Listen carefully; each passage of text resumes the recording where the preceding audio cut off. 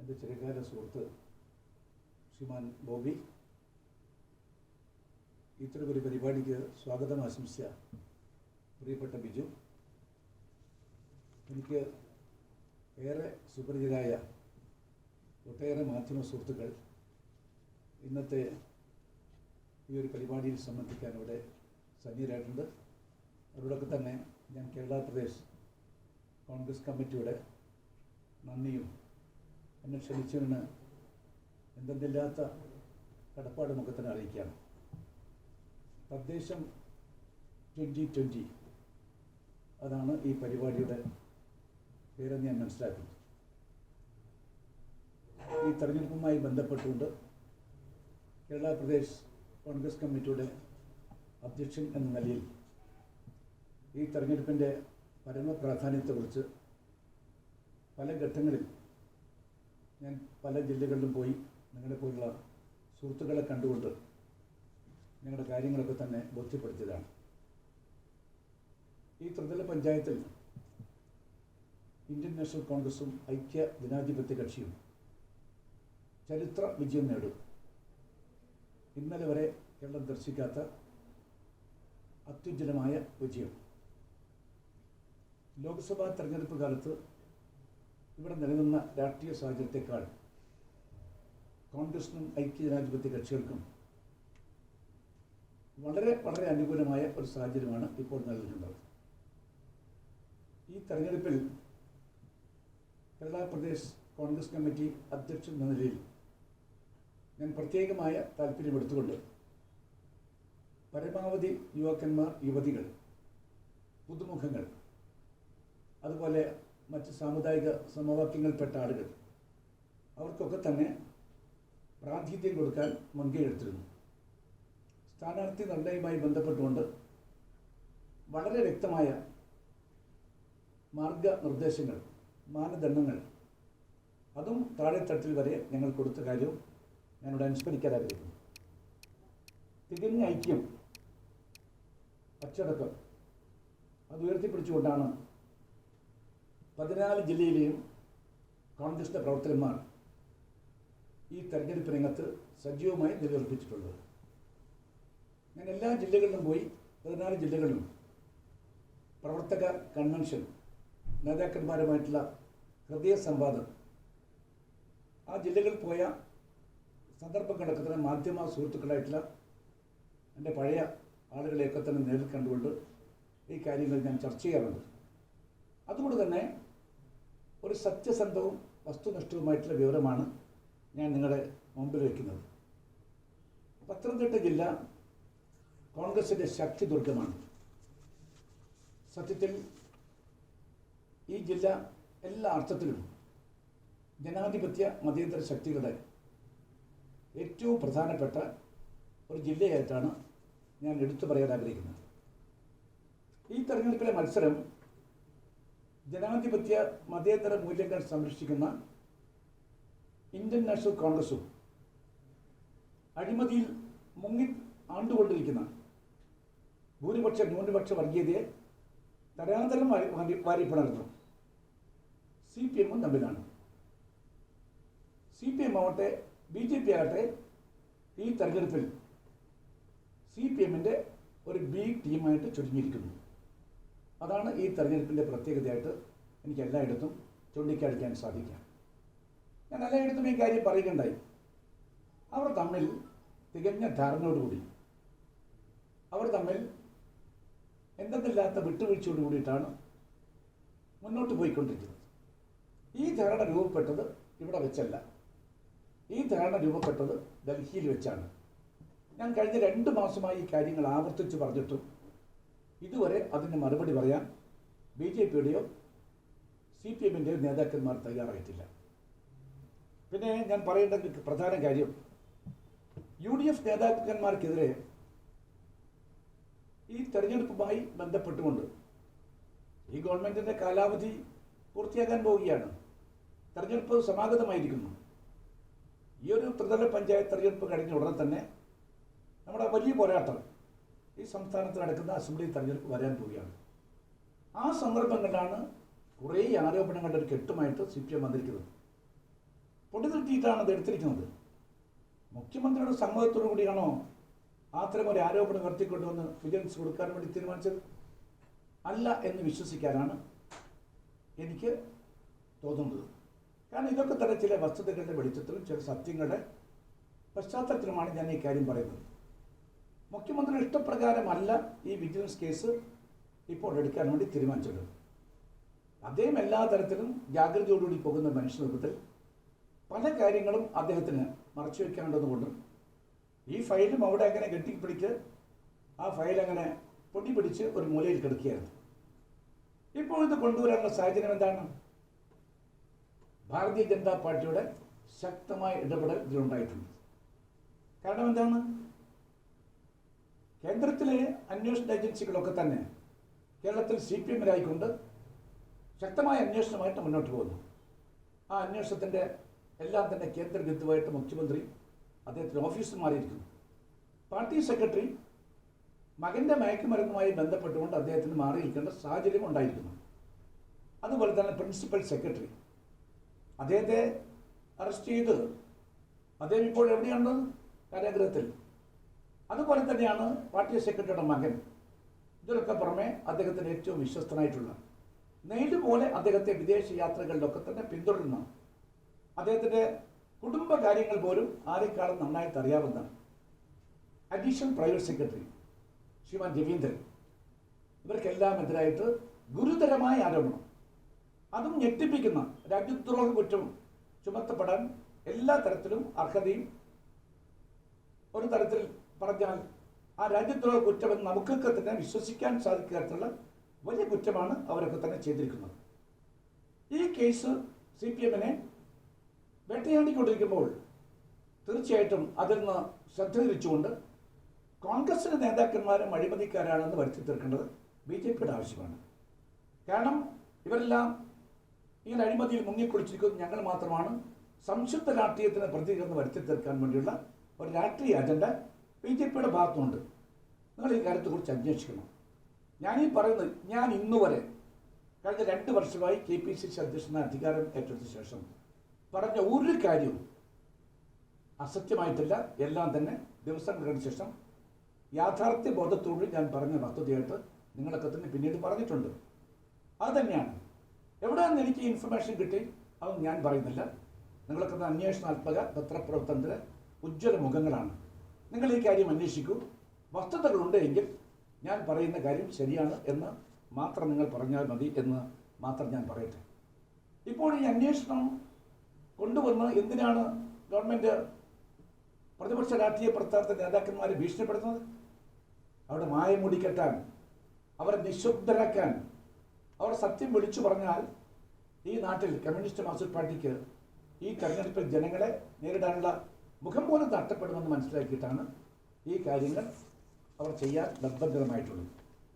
പിന്നെ മറ്റൊരു കാര്യം, ഇത്തരമൊരു സമീപനമല്ലേ നരേന്ദ്രമോദി കേന്ദ്രത്തിലെടുത്തത്?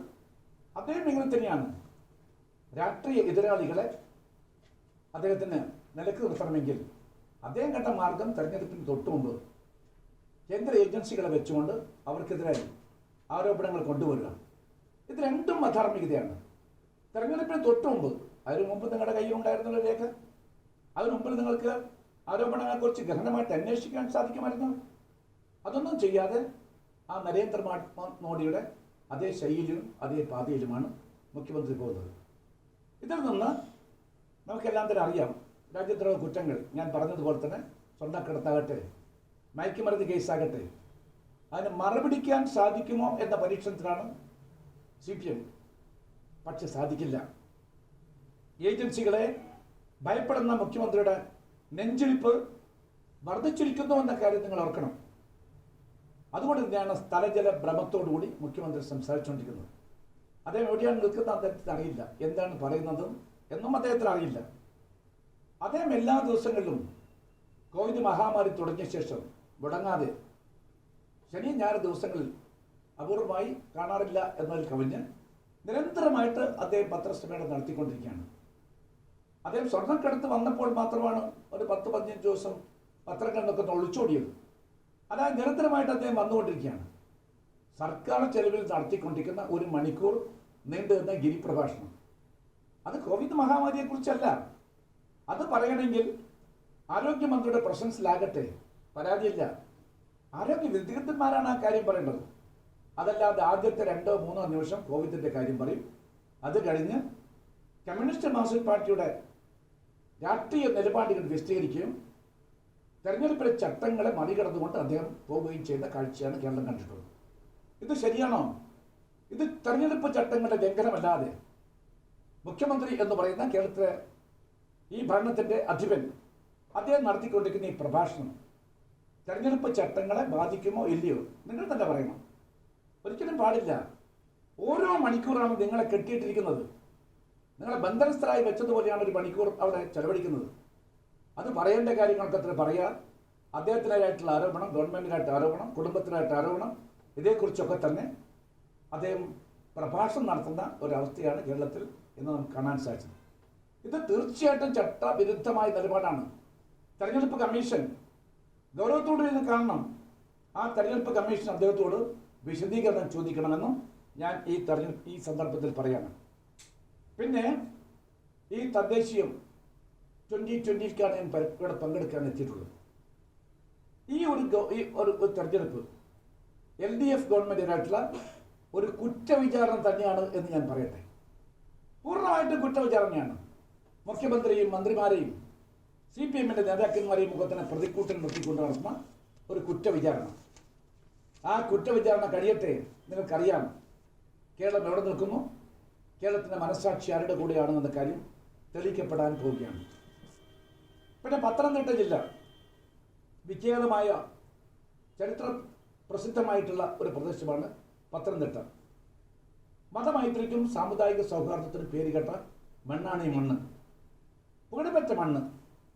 മതേതര തത്വങ്ങളുടെ ഒരു സമഞ്ജസ ഭൂമിയായിട്ടാണ് ഞാൻ പത്തനംതിട്ടയെ നോക്കിക്കണ്ടിട്ടുള്ളത്. ഒരു ഭാഗത്ത് പരിപാവനമായ വിശ്വപ്രസിദ്ധമായിട്ടുള്ള ശബരിമല ശ്രീശാസ്താ ക്ഷേത്രം, അതുപോലെ തന്നെ ക്രൈസ്തവ ദേവാലയങ്ങൾ തലയുയർത്തി നിൽക്കുന്ന ഒരു പ്രദേശം, മുസ്ലിം സമുദായത്തിൽപ്പെട്ട ആളുകൾ ജീവിക്കുന്ന പ്രദേശം, ഇവരെല്ലാം തന്നെ ഏകോദര സഹോദരന്മാരെ പോലെ ജീവിച്ചുകൊണ്ട് മതനിരപേക്ഷ തത്വങ്ങൾ ഉയർത്തിപ്പിടിച്ചുകൊണ്ട് പോകുന്ന ഒരു പുണ്യഭൂമിയായിട്ടാണ് ഞാനിതിനെ കാണുന്നത്. ശബരിമല ധർമ്മശാസ്ത്ര ക്ഷേത്രം ഈ മണ്ണിൽ സ്ഥിതി ചെയ്തു എന്നത് മാത്രമല്ല, ഈ മണ്ണിൻ്റെ ചരിത്രമെന്ന കാര്യം നിങ്ങൾ ഓർക്കേണ്ടതായിട്ടുണ്ട്. ആ ക്ഷേത്രം വിശ്വപ്രസിദ്ധമാകാനും കാരണം എന്താണ്? അത് മതനിരപേക്ഷത്തിൽ സങ്കല്പങ്ങളുടെ ഒരു ഭൂമിയായതുകൊണ്ട് തന്നെയാണ്. അവിടെ എല്ലാവർക്കും പോകാൻ പ്രാർത്ഥിക്കാം. ആ പ്രാർത്ഥനയ്ക്ക് ഏതെങ്കിലും ഒരു തരത്തിൽ വിലക്കുകളും അവിടെയില്ല. എത്ര ഹിന്ദു ക്ഷേത്രങ്ങൾ കാണാൻ സാധിക്കും? പരിമിതമായി മാത്രമേ അത് കാണാൻ സാധിക്കുള്ളൂ. അതാണ് ആ ക്ഷേത്രത്തിൻ്റെ വലിയ മഹത്വമായിട്ട് ഞാൻ കാണുന്നത്. പിന്നെ ആ ക്ഷേത്ര പരിശുദ്ധിയെ കളങ്കപ്പെടുത്തിയത് ആരാണ്? ആ ക്ഷേത്ര പരിസരത്തെ മലിനപ്പെടുത്തിയത് ആരാണ്? അതിനെ കളങ്കപ്പെടുത്തിയതും കലാപമുഖ്യതും CPMഉം BJPയും ചേർന്നുകൊണ്ടാണ്. നമ്മളൊക്കെ തന്നെ കണ്ടതല്ലേ? എന്തൊരു പ്രക്ഷുബ്ധമായ അന്തരീക്ഷമായിരുന്നു അത്. കേവലം ശബരിമല പ്രദേശത്ത് മാത്രം ഒതുങ്ങിയതല്ല, പത്തനംതിട്ടയിലോ മറ്റു ജില്ലകളിലോ മാത്രമല്ല, കേരളത്തിലെ ഗ്രാമങ്ങളിലും പട്ടണങ്ങളിലുമൊക്കെ തന്നെ വല്ലാത്ത ഒരു സാമുദായിക ധ്രുവീകരണത്തിൽ അത് വഴിതെളിക്കുകയുണ്ടായി. നമ്മുടെ മതനിരപേക്ഷ സങ്കല്പത്തിനേറ്റ ഒരു വലിയ തിരിച്ചടിയായിട്ടാണ് ഞാൻ അതിനെ നോക്കിക്കാണാൻ ആഗ്രഹിക്കുന്നത്. വിശ്വാസികൾക്കും വിശ്വാസങ്ങൾക്കും എല്ലാ കാലത്തും CPM എതിരാണ്.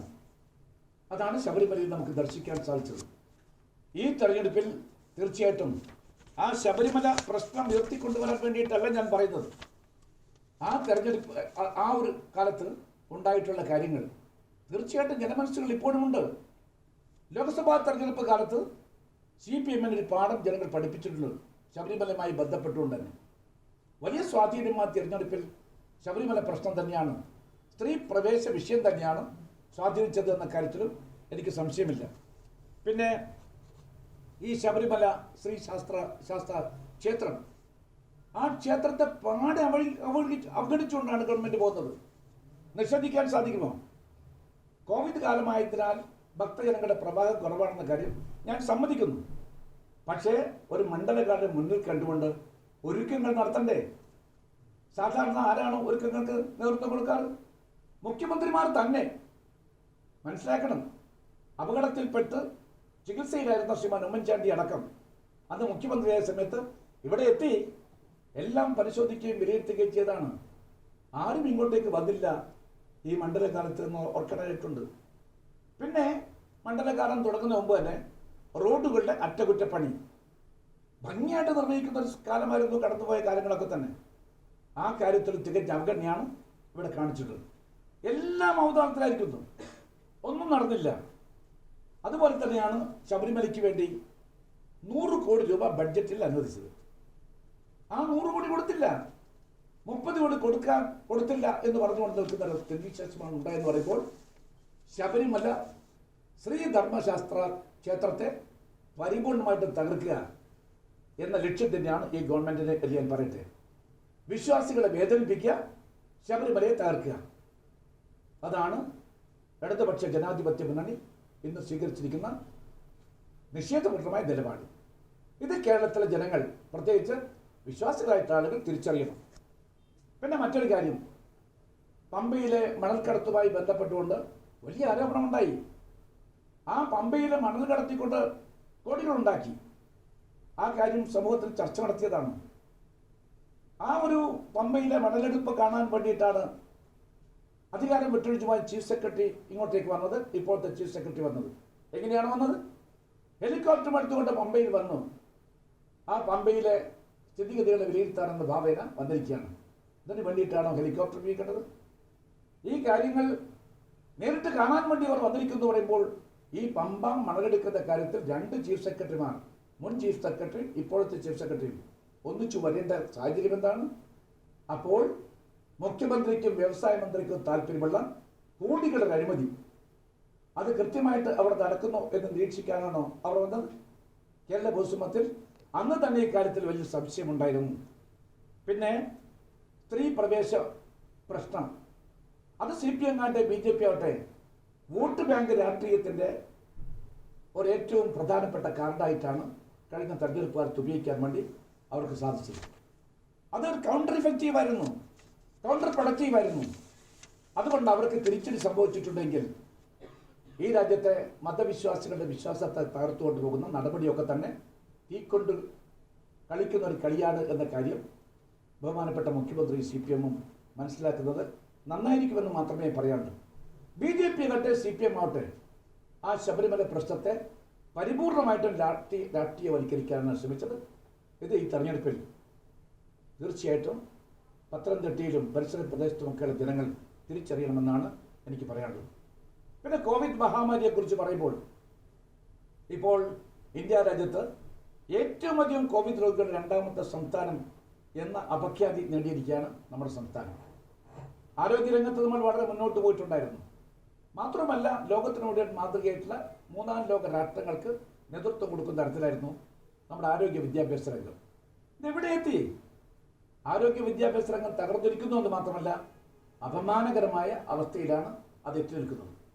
എന്ത് സംഭവിച്ചു? കോവിഡ് തുടങ്ങിയ സമയത്ത് കാര്യങ്ങളൊക്കെ തന്നെ ഭംഗിയായിട്ട് പോകുന്നു എന്ന് നമുക്കൊക്കെ തന്നെ അറിയാവുന്നതാണ്.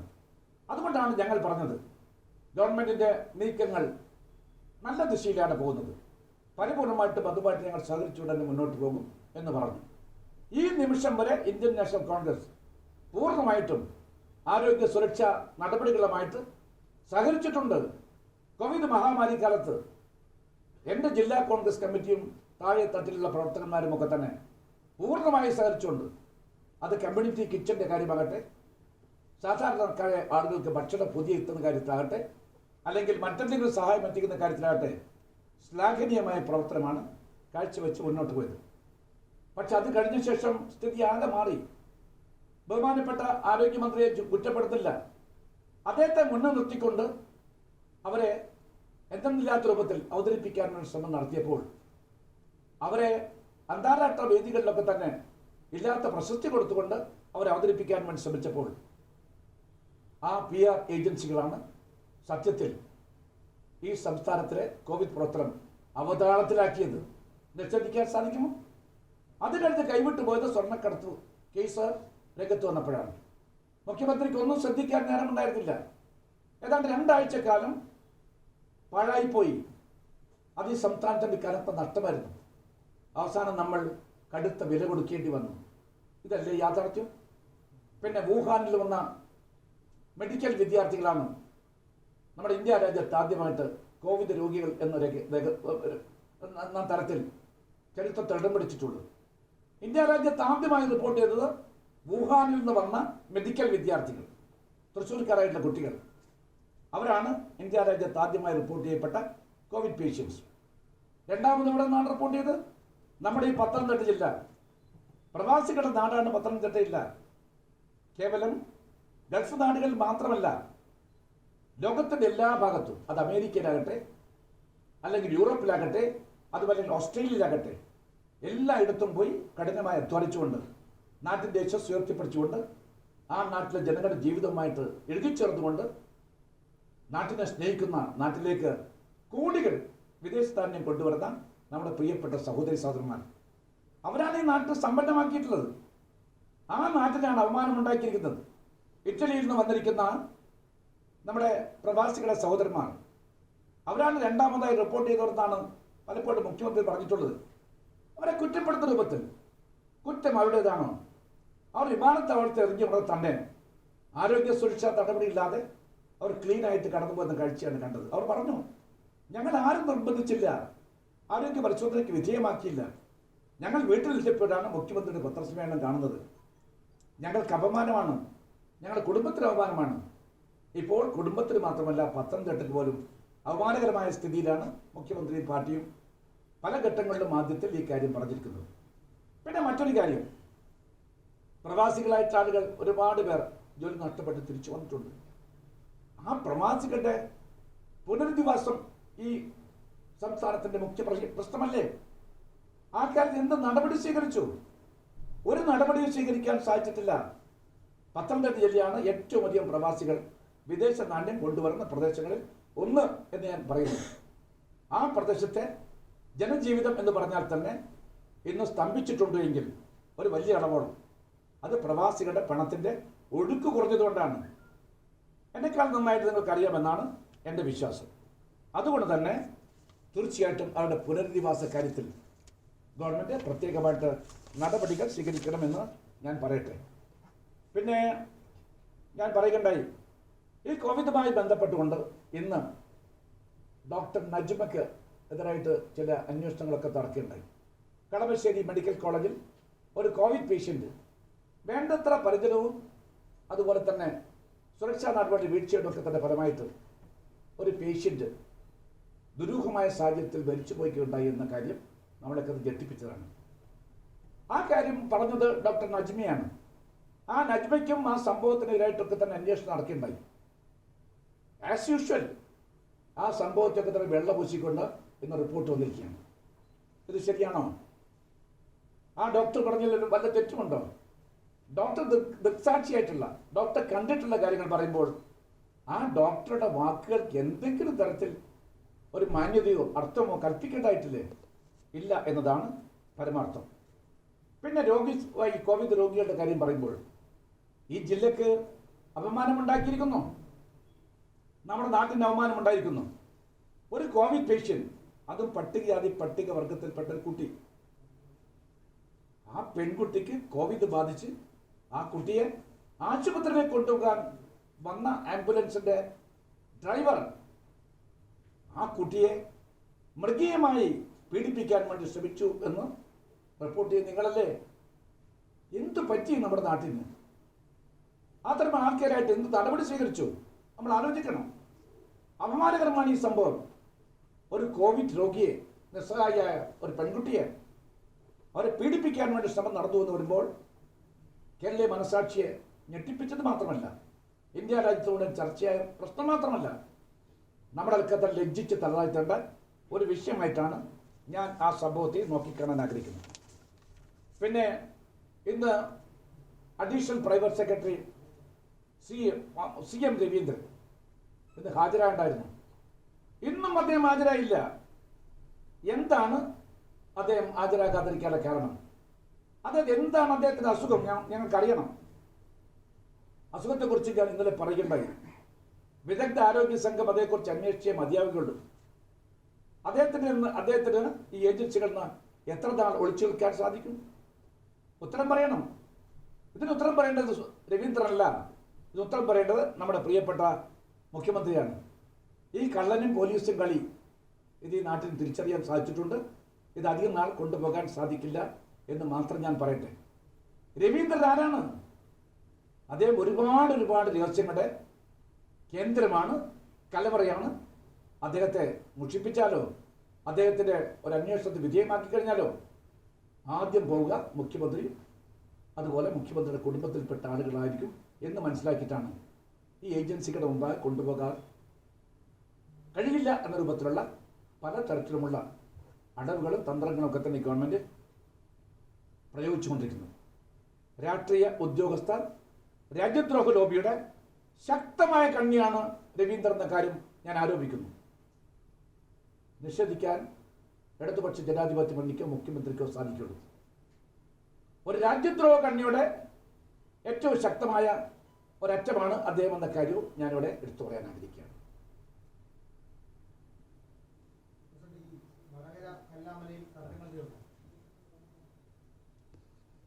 ഞാൻ ഈ കാര്യങ്ങളെക്കുറിച്ചൊന്ന് പറഞ്ഞാണ്, മറ്റു കാര്യങ്ങളെക്കുറിച്ചൊന്നും ഇപ്പം ഞാൻ സംസാരിക്കാൻ ആഗ്രഹിക്കില്ല.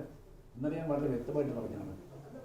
അതൊന്നും എന്തെല്ലാം കാര്യങ്ങൾ ചോദിക്കാൻ ലോക്കലായിട്ടുള്ള ഒരു സ്ഥാനാർത്ഥി നിർണയവുമായി ബന്ധപ്പെട്ടുകൊണ്ട് എന്തെങ്കിലും തരത്തിൽ ഒരു അസ്വാരസ്യം ഉണ്ടായിട്ടെങ്കിൽ അതൊക്കെ തന്നെ നിങ്ങളെപ്പോലെയൊക്കെയുള്ള പത്രപ്രവർത്തകന്മാർ അതിനെ കേൾക്കും, അതിനെ എക്സാജറേറ്റ് ചെയ്ത് ഗ്ലോറിഫൈ ചെയ്ത് കേട്ട് കഴിഞ്ഞാൽ മറ്റൊരു പ്രശ്നവുമില്ല. ഈ സംസ്ഥാനത്ത് ആകെയുള്ള പ്രശ്നം ഇതാണെന്ന് വരുത്തി തീർക്കുന്നത് ശരിയാണ്. ഞാൻ ഈ കാര്യം ഇന്നലെ വളരെ വ്യക്തമായിട്ട് പറഞ്ഞു. ഞാൻ പറഞ്ഞിട്ടുണ്ട് ആ കാര്യങ്ങളെ കുറിച്ച്.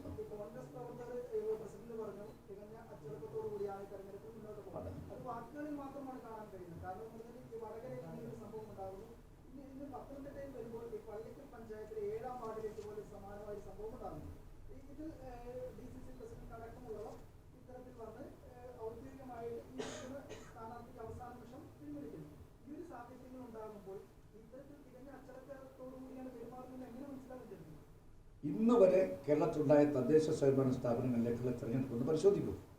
എല്ലാ രാഷ്ട്രീയ പാർട്ടികളിലും, ഇടതുപക്ഷ പാർട്ടികളിലും വലതുപക്ഷ പാർട്ടികളിലും മതേതര ജനാധിപത്യ പാർട്ടിയായ കോൺഗ്രസിലും ഒക്കെ തന്നെ ഒരു തെരഞ്ഞെടുപ്പ് വരുമ്പോൾ സ്വാഭാവികമായിട്ടും അസ്വാരസ്യങ്ങളും പഠനപടക്കത്തിൽ ഉണ്ടാകാറുണ്ട്. അത് യഥാസമയം പരിഹരിച്ചുകൊണ്ട് പോകാറുണ്ട്. ഞാൻ ഒറ്റ കാര്യം പറയാം, സത്യസന്ധമായിട്ട് നിങ്ങൾ വിലയിരുത്തണം. ഈ തെരഞ്ഞെടുപ്പ് പോലെ റബൽ സ്ഥാനാർത്ഥികളുടെ എണ്ണം ഇത്രയും കുറഞ്ഞൊരു തെരഞ്ഞെടുപ്പ് കേരളത്തിൽ ചരിത്രത്തിലുണ്ടായിട്ടില്ല. സ്ഥിതിഗതി കണക്കുകൾ വെച്ചുകൊണ്ട് നമ്മൾ പരിശോധിക്കുക, അതാണ് സത്യം. ഇന്ന് രസമുണ്ട്. ഞാനിപ്പോൾ പത്തനംതിട്ട കോൺഗ്രസ് കമ്മിറ്റിയുടെ യോഗത്തിൽ ഞാൻ സംബന്ധിച്ച നേതാക്കന്മാരുടെ ഇടവും വലവും പിരിക്കുന്നുണ്ട്, മുമ്പിൽ പിരിക്കുന്നുണ്ട്. എല്ലാ നേതാക്കന്മാരുമായിട്ട് ആശയവിനിമയം നടത്തിയിട്ടാണ് ഞാൻ വന്നിരിക്കുന്നത്. കൊച്ചു കൊച്ചു അസ്വാരസ്യങ്ങൾ എവിടെയെങ്കിലും ഉണ്ടെങ്കിൽ അത് പറഞ്ഞു തീർക്കണമെന്ന് ഞാൻ അവർക്ക് നിർദ്ദേശം കൊടുത്തു കഴിഞ്ഞിട്ടുണ്ട്. അല്ല, നിങ്ങൾ ഈ പറയുന്ന പോലെ പെരുപ്പിക്കുന്ന രൂപത്തിലുള്ള എന്തെങ്കിലും ഒരു ആശയക്കുഴപ്പം ഈ സംസ്ഥാനത്ത് ഈ തെരഞ്ഞെടുപ്പുമായി ബന്ധപ്പെട്ടില്ല. CPM-ന്റെ എത്ര റബലുകളുണ്ട് ഞാൻ ലിസ്റ്റ് തരാം. BJP-യുടെ എത്ര റബലുകളുണ്ട്? അതൊക്കെ തന്നെ ഒരു തെരഞ്ഞെടുപ്പിൽ ഒരു ജനാധിപത്യ സംവിധാനം മനസ്സിലാക്കണം. ജനാധിപത്യത്തിൻ്റെ ഉത്സവമാണ് ഈ തദ്ദേശ സ്വയംഭരണ സ്ഥാപനം എന്ന് പറയുന്നത്. 25,000-ഓളം വാർഡുകളൊക്കെ ഇല്ലേ? എത്രയും വരുമ്പോൾ എത്ര സ്ഥാനാർത്ഥികൾ വരും? സ്വാഭാവികമായിട്ടുണ്ടാകും. ചിലയിടത്ത് അർഹതയുടെ കേസുകൾ നിഷേധിക്കപ്പെട്ടുണ്ടാവും, ചിലയിടത്ത് അനർഹർ വന്നുകൊണ്ട് ആവശ്യം ഉന്നയിച്ചിരിക്കാം. ഇതൊക്കെ സ്വാഭാവികമാണ്. ഇതൊക്കെ തന്നെ നിങ്ങൾ മറ്റൊരു മുഖം കൊടുക്കുന്നത് ശരിയല്ല. നമുക്കിത് ഭംഗിയായിട്ട് കാര്യങ്ങൾ കൊണ്ടുപോകണ്ടേ?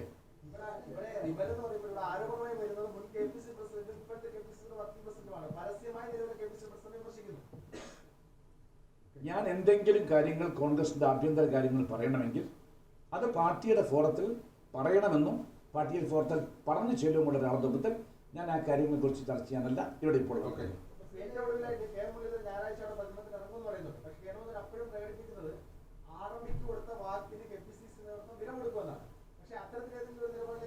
നിങ്ങൾ ഇത്തരത്തിൽ ഗൗരവത്തിലൊന്നും എടുക്കല്ല പ്രശ്നങ്ങളെ. എന്തിനീ പ്രശ്നങ്ങളെ നിങ്ങൾ ഇതാക്കുന്നു? ഇവർ എന്തെല്ലാം ഗൗരവമുള്ള പ്രശ്നങ്ങളുണ്ട്. നമ്മുടെ രാജ്യത്തിന്റെ അവസ്ഥ എന്താണ്? അല്ല, ഇത് കേൾക്കും. ഇതൊക്കെ കൊച്ചു കൊച്ചു കാര്യം. നിങ്ങൾ കൊച്ചു വർത്താനം പറയരുത്. I am sorry. അത് ശരിയില്ല. അടുത്ത വിഷയത്തിലേക്ക് കടക്കാം.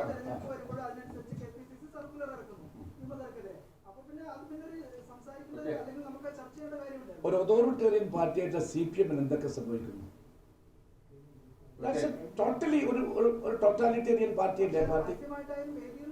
അല്ല കേൾക്കുന്നേ എല്ലാ നിങ്ങൾക്കറിയാത്തതുകൊണ്ടല്ലേ നിങ്ങൾ ദയവായിട്ട് സംസ്ഥാനത്ത് മുഴുവനുള്ള കാര്യങ്ങളൊന്ന് വിശകലനം ചെയ്യണം.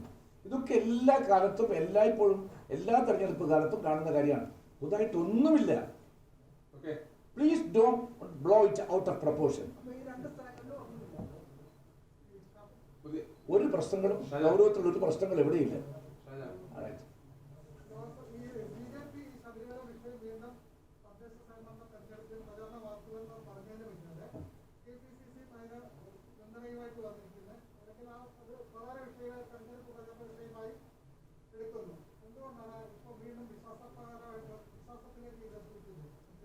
വിശ്വാസത്തിന്റെ പ്രശ്നം ഇവിടെ ഉയർത്താൻ വേണ്ടിയിട്ടാണ് പറഞ്ഞത്. ഞാൻ വന്നിരിക്കുന്നത് പത്തനംതിട്ടയിലാണ്.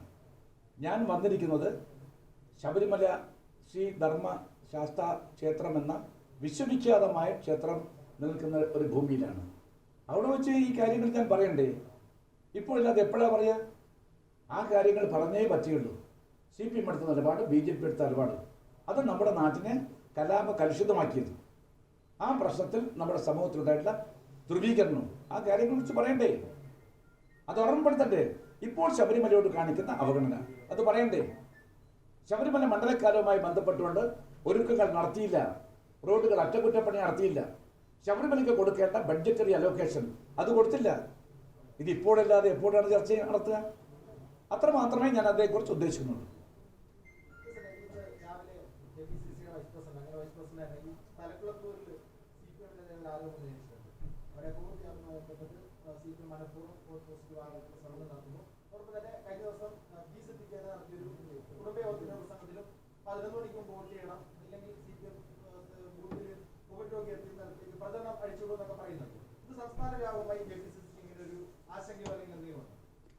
അത്തരം ഒരു സ്പെസിഫിക് കേസ് എൻ്റെ ശ്രദ്ധയിൽ കൊണ്ടുവന്നിട്ടില്ല. ഇന്ന് കാലത്ത് തന്നെ പറഞ്ഞിട്ടുണ്ട്. അറിയാലോ, ഞാൻ ട്രാവലിലായിരുന്നു, എനിക്കറിയില്ല. പിന്നെ മറ്റൊരു കാര്യം, നിങ്ങൾ കണ്ണൂർ സർവ് ചെയ്ത് വല്ലവരുണ്ടോ? മിസ്റ്റർ ബോബി കണ്ണൂരിൽ ദീർഘവർഷക്കാരുണ്ടായിരുന്നു. കണ്ണൂരിൽ അറിയുമോ നിങ്ങൾ? കണ്ണൂരിൽ ഞങ്ങൾക്ക് വോട്ട് ചെയ്യാൻ സാധ്യതയില്ല, വോട്ട് ചെയ്യാൻ പറ്റില്ല. പലയിടത്തും പാർട്ടി ഗ്രാമങ്ങൾ കടക്കാൻ വയ്യ. സാക്ഷാൽ മുഖ്യമന്ത്രി സ്ഥിരമായിട്ട് വോട്ട് ചെയ്യുന്ന ഒരു സ്കൂളുണ്ട്, RC അമല സ്കൂൾ എന്ന് പറഞ്ഞു. പിണറായി പട്ടണത്തിൻ്റെ കൊച്ചുപട്ടണമാണ്, അതിൻ്റെ മധ്യത്തിൽ കിടക്കുന്ന സ്കൂളാണ്. സ്കൂളിൽ ഞാൻ ഓർക്കുന്നു, ഞാൻ MP സമയത്ത് അവിടെ ഞങ്ങളുടെ ബൂത്ത് ഏജൻറ്റ് ഒരു നമ്പ്യാർ, അദ്ദേഹത്തോട് പറഞ്ഞു, നമ്പ്യാരെ ബൂത്ത് ഏജൻറ്റായിട്ട് ഇരിക്കേണ്ട, വീട്ടിലിരുന്നാൽ മതി, ഞങ്ങൾ നോക്കിക്കോളും കാര്യങ്ങൾ, എല്ലാം ഭംഗിയായിട്ട് നമുക്ക് നടത്താൻ പറയും. നമ്പ്യാർ പറഞ്ഞ് പറ്റില്ല, ഞാൻ അങ്ങോട്ടേക്ക് പോകും. ആ നമ്പ്യാരെ പിണറായി ഈ പറയുന്ന കൊച്ചു പട്ടണത്തിൻ്റെ മധ്യത്തിൽ ആ മനുഷ്യനെ നഗ്നനായി നിർത്തിയത് അന്ന് നിങ്ങൾ റിപ്പോർട്ട് ചെയ്തതാണ്. അതാണ് അവസ്ഥ. പിന്നെ ഞാൻ 984 സ്ഥാനാർത്ഥിയ സമയത്ത് സാക്ഷാൽ മുഖ്യമന്ത്രിക്ക് ജന്മം നൽകിയ കമ്മ്യൂണിസ്റ്റ് പാർട്ടിയുടെ ആവിർഭാവം അത് കുറിച്ചിരിക്കുന്ന പാറപ്പുറത്തിന് നാടായ പിണറായി സ്ഥാനാർത്ഥിയെ എനിക്ക് അവിടെ ഇറങ്ങാൻ അനുമതി ഉണ്ടായിരുന്നില്ല. കണ്ണൂർ അന്ന് വർക്ക് ചെയ്ത ആൾക്കറിയാം. സ്ഥാനാർത്ഥിയെ എന്നോട് ഇവിടെ കോൺഗ്രസ് ശബ്ദം കേൾക്കണ്ട, ഒരു കോൺഗ്രസ്സുകാരുടെ പ്രസംഗവും ഞങ്ങൾ കേട്ടിട്ടില്ല, കയറി പോകണം എന്ന് പറഞ്ഞുകൊണ്ട് അന്ന് എന്നെ അവിടെ പ്രസംഗിപ്പിക്കാൻ അനുവദിക്കാത്ത പാർട്ടിയാണ് കമ്മ്യൂണിസ്റ്റ് പാർട്ടി. പിന്നെ ആരാണ് എന്നെ പ്രസംഗിപ്പിച്ചത്? പാണ്ഡ്യാല ഗോപാലൻ മാസ്റ്റർ. കമ്മ്യൂണിസ്റ്റ് പാർട്ടിയുടെ ആദ്യകാലത്തെ തുടക്കക്കാരായ നേതാക്കന്മാർ ഒരാളാണ് പാണ്ഡ്യാല ഗോപാലൻ മാസ്റ്റർ. അദ്ദേഹം ഇത് കേട്ടുകൊണ്ട് അദ്ദേഹം ഇരിക്കുന്നുണ്ടായിരുന്നു. ഞാൻ അദ്ദേഹം കണ്ടപ്പോൾ തന്നെ അദ്ദേഹം ഒരു ജുബ്ബയൊക്കെ ഇട്ട് ഒരു മാന്യനായ മനുഷ്യൻ റോഡിനപ്പുറം നിൽക്കുന്നു. എൻ്റെ പ്രസംഗം കേൾക്കാനോ ഈ കാര്യങ്ങളൊക്കെ നിരീക്ഷിക്കാനോ രൂപത്തിൽ നിൽക്കുകയാണ്. ഞാൻ അദ്ദേഹത്തെ പോയി കണ്ട് ഞാൻ പറഞ്ഞു കാര്യം, ഗോപാലേട്ട, നിങ്ങളെക്കുറിച്ച് ഞാൻ പറഞ്ഞു കേട്ടിട്ടുണ്ട്, അങ്ങ് കമ്മ്യൂണിസ്റ്റ് പ്രസ്ഥാനത്ത് തുടക്കക്കാരനാണ്, അങ്ങക്ക് ജനാധിപത്യത്തിൽ വിശ്വാസമുണ്ട് എന്നാണ് എനിക്ക് തോന്നുന്നത്. അങ്ങനെയാണെങ്കിൽ സാക്ഷാൽ AK ഗോപാലിനെ പോലെ, നമ്പൂതിരിപ്പാടിനെ പോലെ ഏറ്റവും പഠിതപ്രജ്ഞനായ നേതാക്കന്മാർ നേതൃത്വം കൊടുത്ത ഈ പ്രസ്ഥാനം, ആ പ്രസ്ഥാനത്തിൻ്റെ ആളുകളാണ് എന്നെ റോട്ടിൽ തടഞ്ഞിരിക്കുന്നത്. അതുകൊണ്ട് എനിക്ക് പ്രസംഗിക്കണം, ഞാൻ സ്ഥാനാർത്ഥിയല്ലേ, ഒന്നും പറയാനല്ല, ആരെയും വിമർശിക്കാനല്ല, എൻ്റെ പാർട്ടിക്ക് പറയാനുള്ള കാര്യങ്ങൾ പറയാൻ എനിക്ക് സന്ദർഭം ഉണ്ടാക്കുമെന്ന് പറഞ്ഞപ്പോൾ അദ്ദേഹത്തിൻ്റെ സമ്മതം കൊണ്ടാണ് ഞാനവിടെ പ്രസംഗിച്ചത്. അന്ന് മലയാള മനോരമയും മാതൃഭൂമിയും അറിയപ്പെടുന്ന എല്ലാ പത്രങ്ങളും അന്ന് റിപ്പോർട്ട് ചെയ്തതാണ്. നിഷേധിക്കാൻ സാധിക്കുമോ? അതുകൊണ്ടാണ് പറഞ്ഞത്. ഒരു പക്ഷേ ആ സാഹചര്യത്തിലായിരിക്കാം 10 മണിക്ക് മുമ്പ് എല്ലാവരും വോട്ട് രേഖപ്പെടുത്തുന്ന കാര്യം അതായിരിക്കാം. അത് കണ്ണൂരില്ലാത്തതുകൊണ്ട് എനിക്ക് പറയാൻ പറ്റില്ല. കണ്ണൂരില്ലാത്ത സ്ഥിതി. ആന്തൂർ നിങ്ങൾ അറിയുമോ? ആന്തൂർ MP ഗോവിന്ദൻ മാസ്റ്ററുടെ ഭാര്യ അവർ മുനിസിപ്പൽ ചെയർപേഴ്സൺ ആയിട്ടുള്ള ആന്തൂർ. അവിടെ ഇത്തവണ ഞങ്ങൾക്ക് നോമിനേഷൻ കൊടുക്കാൻ സാധിച്ചില്ല, ഒരിക്കലും സാധിക്കാറില്ല. എങ്കിൽ പോലും നല്ല ചുണക്കുട്ടികളായ കുറേ ആളുകൾ ഇത്തവണ നോമിനേഷൻ കൊടുത്തിരിക്കുന്നു. ഈ കാര്യം എത്ര വട്ടം പറഞ്ഞു? ഇതാണ് ഇപ്പോഴും കണ്ണൂരിലെ അവസ്ഥ. അങ്ങനെ കുറേ പ്രദേശം ഇപ്പോഴും ഉണ്ട്. ഇത് കേരളമാണ്, പ്രബുദ്ധമായ കേരളം. ജനാധിപത്യത്തിൻ്റെയും മതേതര ചിന്തയുടെ ഒക്കെ തന്നെ ഏറ്റവും പ്രധാനപ്പെട്ട ഒരു ഭൂമിയാണ് നമ്മുടെ കേരളം. അവിടെയാണ് സംഭവിക്കുന്നത് പറഞ്ഞാൽ വിശ്വസിക്കാൻ സാധിക്കുമോ? കണ്ണൂരിൽ ജോലി ചെയ്ത പത്രലേഖന്മാരുണ്ട് സുഹൃത്തുക്കൾ. അവർ അല്ല എന്ന് പറയട്ടെ, ഞാൻ ഇവിടെ വെച്ച് ക്ഷമാപണം നടത്താൻ ഞാൻ തയ്യാറാണ്.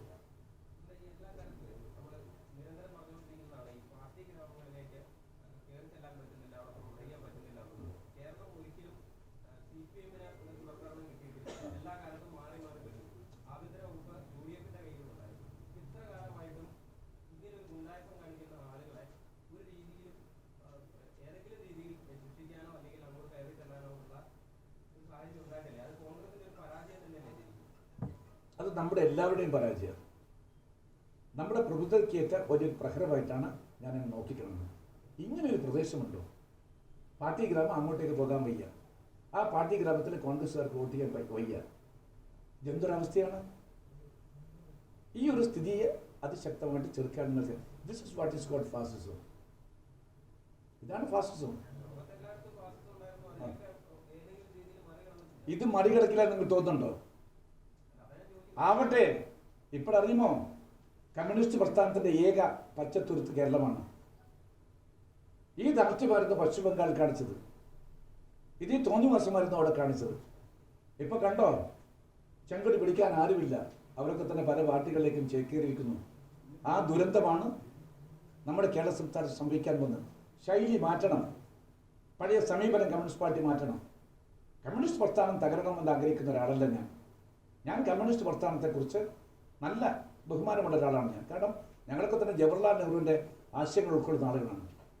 ഒരു നെഹ്റുവിൻ സോഷ്യലിസ്റ്റിന് ഒരു കമ്മ്യൂണിസ്റ്റ് പ്രസ്ഥാനത്തെ കുഴിച്ചു മുടണമെന്ന ചിന്തയും ഉണ്ടാകില്ല. ഇതൊന്നുമല്ല, ഒരു തിരുത്തൽ ശക്തിയായിട്ട് ഇവിടെ കമ്മ്യൂണിസ്റ്റ് പാർട്ടി വളർന്നതിൽ ഞങ്ങൾക്ക് സന്തോഷം മാത്രമേ ഉള്ളൂ. ജനാധിപത്യ മതേതര ശക്തികൾക്ക് പകരമായിക്കൊണ്ട് ഇവിടെ വരേണ്ടത് ഒരു ഇടതുപക്ഷ പ്രസ്ഥാനം തന്നെയാണ്. പക്ഷേ ഇടതുപക്ഷ പ്രസ്ഥാനം എന്ന് പറയുമ്പോൾ CPM അത് അവകാശപ്പെടാൻ സാധിക്കുമോ? ഇത്ര മാത്രമേ ചോദ്യമുള്ളൂ.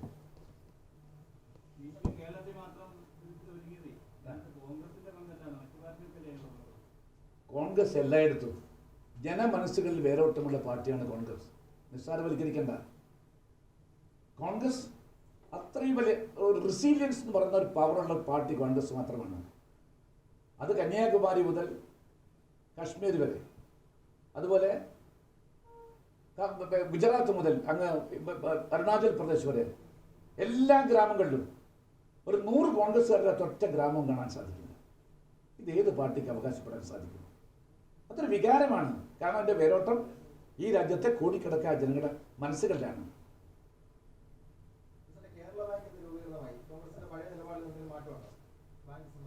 എൻ്റെ നിലപാട്, ഈ കേരള ബാങ്ക് എന്ന് പറഞ്ഞത് ഭരണഘടനാ വിരുദ്ധമാണ്.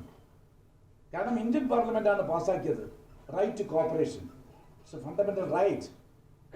അത് മൗലിക അവകാശമാണെന്ന് പറഞ്ഞ പാർട്ടിയാണ് ഇന്ത്യൻ നാഷണൽ കോൺഗ്രസും UPA ഗവൺമെന്റാണ് പാസ്സാക്കിയത്. ഞാൻ ചോദിക്കട്ടെ, കമേഴ്ഷ്യൽ ബാങ്ക് തുടങ്ങാൻ, അതും കോപ്പറേറ്റീവ് ബാങ്കിന്റെ പണം എല്ലാം തന്നെ സ്വരൂപിച്ചു തുടങ്ങാൻ ആരാണ് ഈ ഗവൺമെന്റ് അധികാരം കൊടുത്തത്? It is totally unconstitutional.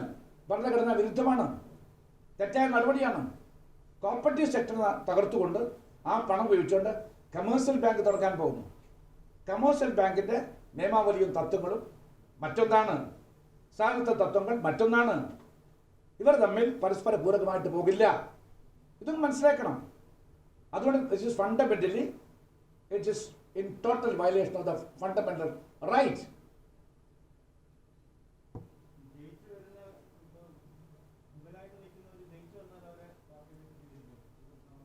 അത് സംബന്ധമായിട്ട് കൃത്യമായിട്ട് മാർഗനിർദ്ദേശങ്ങൾ കൊടുത്തിട്ടുണ്ട്.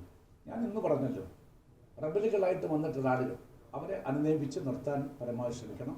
അവർക്ക് എന്തെങ്കിലും വീഴ്ച ഉണ്ടായിട്ടെങ്കിൽ തീർച്ചയായിട്ടും അവർ സമ്മതിക്കുകയാണെങ്കിൽ തന്നെ ഒരു എക്സ്ട്രീം സ്റ്റെപ്പിലേക്ക് പോകേണ്ടെന്ന കാര്യം ഞാൻ പറഞ്ഞിട്ടുണ്ട്. പിന്നെ ചിലതുണ്ട്, നമ്മളറിയാൻ പറ്റില്ല, ചില സമയത്ത് നമുക്ക് മുറിച്ചു മാറ്റേണ്ടതാണെങ്കിൽ മുറിച്ചു മാറ്റിയേ പറ്റുള്ളൂ. ആ നിർദ്ദേശം ഞാൻ കൊടുത്തു. അല്ലാതെ എല്ലാവരെയും ഒറ്റയധികം കളയുക എന്ന തരത്തിലുള്ള ഒരു പട്ടാള സമീപനമൊന്നും കോൺഗ്രസിന്റെ ഭാഗത്തുണ്ടായിട്ടില്ല. എപ്പോഴും ഞങ്ങൾ അങ്ങനെയാണ്. ആ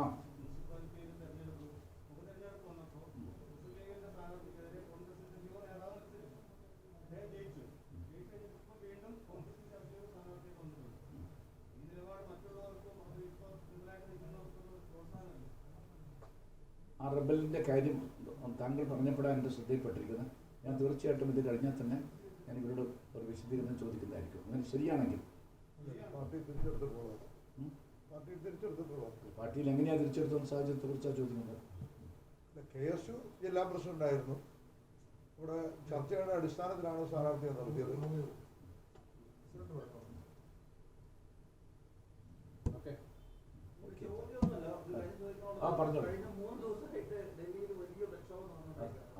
ഞാനത് വിട്ടുപോയതാണ്. വളരെ പ്രധാനപ്പെട്ട കാര്യമാണ്. നമ്മുടെ അറിയാമല്ലോ, ഏതാണ്ട് 62 കോടി കൃഷിക്കാർ ഇന്ന് സമരമുഖത്തിലാണ്. എന്താണ് കാര്യം? കഴിഞ്ഞ വർഷകാല സമ്മേളനത്തിൽ ലോക്സഭയിൽ ഒരു കരി നിയമം ഉണ്ടായിരിക്കുന്നു. എന്താണ് ആ കരി നിയമം? ഈ രാജ്യത്തെ കാർഷിക ഭൂമിയും അതുപോലെ തന്നെ കാർഷിക ഇടങ്ങളൊക്കെ തന്നെ കോർപ്പറേറ്റുകൾക്ക് അത് പതിച്ചു കൊടുക്കാൻ വേണ്ടിയുള്ള ഒരു നിയമമാണ്. നമ്മൾ ചർച്ച നടത്തിയതാണ്. അത് ലോഷാകുലരായിട്ടുള്ള ഈ രാജ്യത്തെ കൃഷിക്കാർ സമരമുഖത്താണ്. ആ സമരമുഖത്ത് ഇന്ത്യൻ നാഷണൽ കോൺഗ്രസിൻ്റെ സമുന്നത നേതാവായ രാഹുൽ ഗാന്ധിയും പ്രിയങ്ക ഗാന്ധിയും ഒക്കെ തന്നെ സമരത്തെ നയിച്ചു കൊണ്ടുപോയതും നമുക്കെല്ലാം തന്നെ അറിയാവുന്ന കാര്യമാണ്. അതുകൊണ്ട് തന്നെ ഇന്ത്യൻ നാഷണൽ കോൺഗ്രസ് ഈ രാജ്യത്തെ കൃഷിക്കാരോടൊപ്പമാണ് എല്ലാ കാലത്തും ഉണ്ടായിട്ടുള്ളത്. അതുപോലെ കാർഷിക ജില്ലയാണ് നമ്മുടെ പത്തനംതിട്ട ജില്ല. ആ പത്തനംതിട്ട ജില്ലയിലെ കൃഷിക്കാരുടെ ഒരുപാട് പ്രശ്നങ്ങളുണ്ട്. ആ സങ്കീർണമായ പ്രശ്നങ്ങൾ, ആ പ്രശ്നങ്ങളൊന്നും തന്നെ പരിഹരിക്കുന്ന കാര്യത്തിൽ ഈ ഗവൺമെൻറ് ജാഗ്രതയില്ല. ഗവൺമെൻറ് എന്തിനാണ് ജാഗ്രത? വിമർശിക്കുന്ന നിങ്ങളെപ്പോലുള്ള ആളുകളെ നിലക്ക് നിർത്താൻ വേണ്ടി ഇവിടെ പോലീസ് ആക്ടിൽ ഭേദഗതി വരുത്താനുള്ള സമീപനം സ്വീകരിച്ചൊരു ഗവൺമെൻറ്റാണ് ഈ ഗവൺമെൻറ്. ആ കാണിച്ച ജാഗ്രതയുടെ 1% കൃഷിക്കാരോട് അനുഭാവം കാണിക്കാൻ വേണ്ടി സമീപനം സ്വീകരിക്കാൻ വേണ്ടി മുഖ്യമന്ത്രിക്ക് സാധിച്ചില്ല എന്ന ദുഃഖകരമായ യാഥാർത്ഥ്യം നിലനിൽക്കുകയാണ്.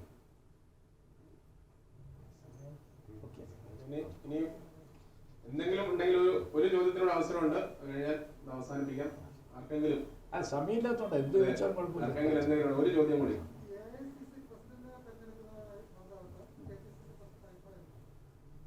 ഞാൻ സത്യത്തിൽ AICC പ്രസിഡന്റിൻ്റെ തെരഞ്ഞെടുപ്പുമായിട്ടുള്ള കാര്യങ്ങളെക്കുറിച്ചുള്ള വിശദമായിട്ടുള്ള റിപ്പോർട്ടുകളൊന്നും എനിക്ക് കിട്ടിയിട്ടില്ല. കഴിഞ്ഞ തവണ ഇലക്ഷൻ അതോറിറ്റിയുടെ ചെയർമാൻ ഞാനായിരുന്നു.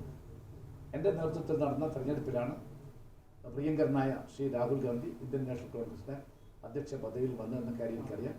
പുതിയ നടപടിക്രമങ്ങൾ ഞാൻ 3-4 ദിവസമായിട്ടല്ലേ പത്രങ്ങൾ വന്നുകൊണ്ടിരിക്കുന്നു. ഡീറ്റെയിൽസ് ഒന്നും എനിക്ക് കിട്ടിയിട്ടില്ല. തീർച്ചയായിട്ടും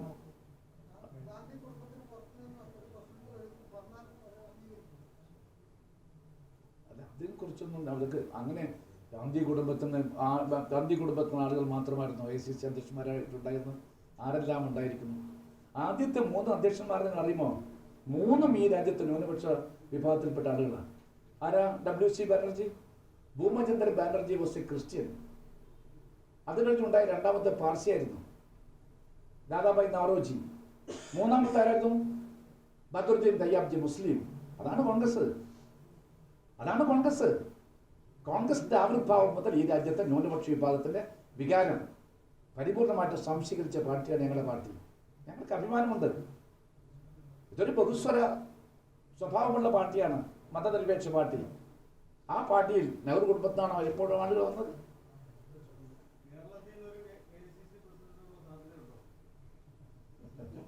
എല്ലാ സംസ്ഥാനത്തിലും AICC പ്രസിഡന്റുമാരായിട്ട് വരാൻ സാധ്യതയും അവകാശവും അതിനുള്ള പ്രാപ്തിയുമുള്ള ധാരാളം നേതാക്കന്മാരുടെ സമ്പന്നമായ പാർട്ടിയാണ് ഞങ്ങളുടെ പാർട്ടി.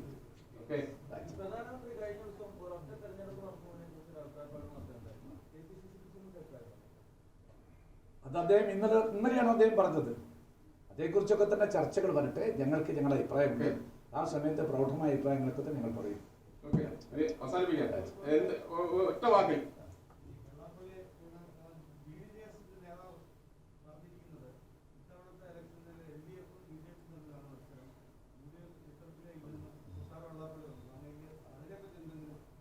ഒരു കമന്റും എനിക്കില്ല. ആർക്കാണ് ഞാൻ കമന്റ് ചെയ്യേണ്ടത്? Okay thank you.